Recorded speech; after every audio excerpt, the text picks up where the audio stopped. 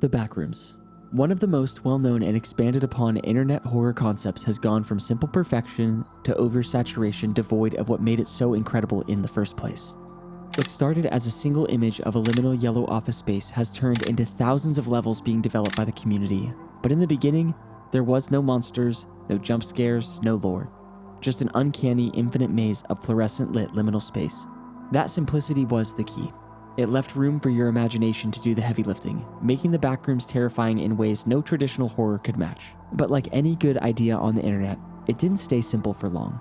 As the Backrooms grew in popularity, the focus shifted. Instead of atmosphere and subtlety, the trend became about cranking out quick clips, endless levels, and flashy monster reveals to feed algorithms. What was once eerie and ambiguous became uninspired and downright cringe, replaced by overexposure, over-explanation, and eventually oversaturation. And while the Backrooms is still one of the most creative subgenres of horror, the shift has also shown us how internet culture can just as quickly dilute what made it scary in the first place. Today, we are going to be looking into the TikTokification of the Backrooms. But before that, let's hear from today's sponsor. Who am I kidding? I don't get nearly enough views to have a sponsor, so if you like Backrooms and gaming content in general, please feel free to subscribe, drop a like on the video, and let's get into it. Before we talk about the downfall of the Backrooms, we first need to set the scene. The Backrooms is an internet horror subgenre that utilizes liminal spaces to generate several emotions, including fear, comfort, and melancholy simultaneously. But what is a liminal space, said nobody ever. I'm glad you asked. A liminal space is defined as a transitional or threshold experience, both physically and psychologically. It's the in-between state, the period of change, or the space between one defined place or state and another. But to hell with the traditional definitions of liminal spaces that I'm sure you've all heard of a million times. I find that liminal spaces are uncanny locations that have characteristics that are off. Locations that have characteristics contrary to their purpose. Places like empty hallways, vacant shopping malls, or office buildings after hours. These spaces aren't inherently threatening, but their emptiness and lack of context makes them feel off or different. They're familiar enough to recognize, yet strange enough to feel unsettling, as if the world has moved on and left them behind.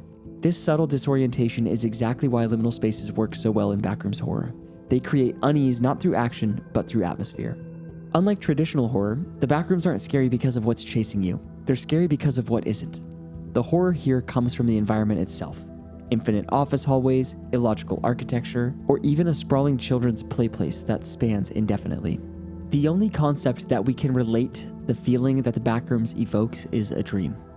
The architecture of the Backrooms evokes the logic of a dream through its uncanny spatial design. Endless, windowless corridors, and repetitive fluorescent lit rooms that resemble real-world environments, but lack coherent function. Areas like the pool rooms, characterized by tiled floors, still water, and sterile lighting, contribute to a surreal atmosphere where the built environment mirrors dreamlike qualities, familiar in form yet detached from practical reality or purpose. The focus on world building and atmosphere above all else is the biggest factor that separates the Backrooms from other horror concepts. Franchises like Five Nights at Freddy's and Poppy's Playtime come to mind when I think of really unique concepts that have come to be known for cheap jump scares and overall being associated as children's games. The Backrooms, on the contrary, takes a slow burn horror route, one that takes more time to take root, but what results is a more thorough, more complex experience. As I explained previously, the Backrooms doesn't just evoke feelings of fear. Because of the use of liminal spaces, I find moments of calm and comfort in the atmosphere, but I also find feelings of sadness and melancholy. This is because I feel nostalgia towards many of the spaces found in the Backrooms. The pool and playroom specifically, I have deja vu feelings about. I feel like I've walked through these rooms before. The nostalgia amplifies the feelings of fear for me. Another huge part of what makes this so effective is the analog aesthetic. From VHS filters and degraded audio to low-resolution visuals and liminal lighting, the presentation feels raw and unpolished in the best way. It's not always clean, cinematic horror. It feels like something you weren't supposed to find. Projects like Kane Pexel's Backrooms series master this style, pulling viewers into a world that blurs the line between fiction and found footage. The imperfections add to the tension, making everything feel more grounded, more real, and way more terrifying.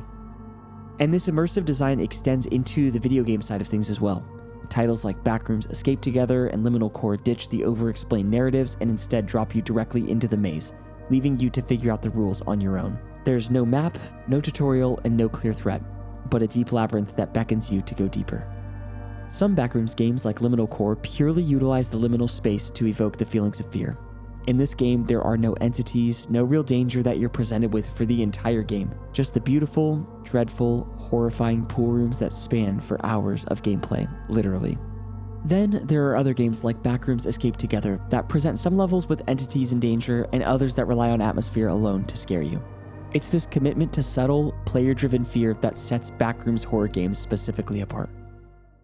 One of the most fascinating things about the Backrooms is that it came from the internet. What started as a single creepy image posted on 4chan has exploded into a full-blown community, shaped and expanded by thousands of creators across platforms like Reddit and YouTube.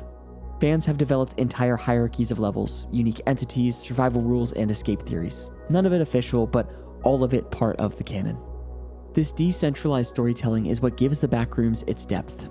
There's no single version of the truth, just layers of interpretation, speculation, and world building that makes it feel massive and alive. And while the community-driven aspect of the Backrooms is one of its biggest strengths, we will also come to find out that it's its biggest weakness as well.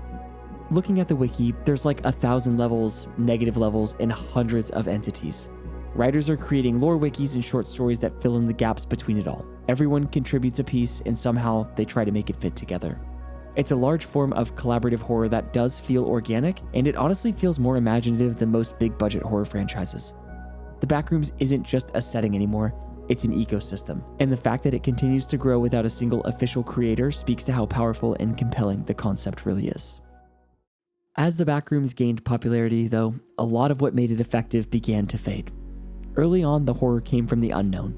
There were no rules, no maps, no monsters spelled out for you, but over time, the community began to fill in the blanks with detailed level systems, lore-heavy explanations, and entities up the ass. The mystery that once made the Backrooms feel infinite and unknowable slowly got replaced by structure and logic. Instead of asking, "What is this place?" viewers and players were handed a guidebook, and with that, much more of the fear dissolved. The explosion of the Backrooms content across YouTube, TikTok, and indie horror games also led to a severe oversaturation problem.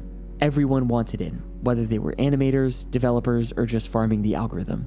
What followed was a wave of low-effort clones, asset-flip games, and shallow lore videos that diluted the concept. And as creators pushed the aesthetic further into sci-fi and action territory, the quiet, liminal dread at the heart of the Backrooms started to vanish. It stopped being unsettling and started feeling like just another internet trend. Familiar, over-explained, and no longer scary. I kid you not, on Steam you can find games like Furry Backrooms, Skibbity Backrooms, and Backrooms Fishing. Okay, Backrooms Fishing actually sounds kind of cool, but there's like 18 million other Backrooms games that are all seemingly identical. I mean, just look at this. This is insane. One of the biggest missteps in the evolution of the Backrooms horror concept has been the overuse and overdesign of entities. In the original concept, the fear didn't come from being chased by monsters. It came from the space itself, from the uncertainty of whether anything was out there at all. But as the Backrooms expanded, creators began flooding levels with creatures, each with elaborate names, backstories, and abilities. Instead of enhancing the tension, these entities often undercut it, making the Backrooms feel more like an SCP project than a liminal void. The more monsters you add, the more the mystery fades, and the more it starts to resemble every other horror setting out there. Backrooms horror has managed to do something that most modern horror can't. It sticks with you. Not because of a monster or jump scare, but because it bores its way into the parts of your mind that usually go untouched.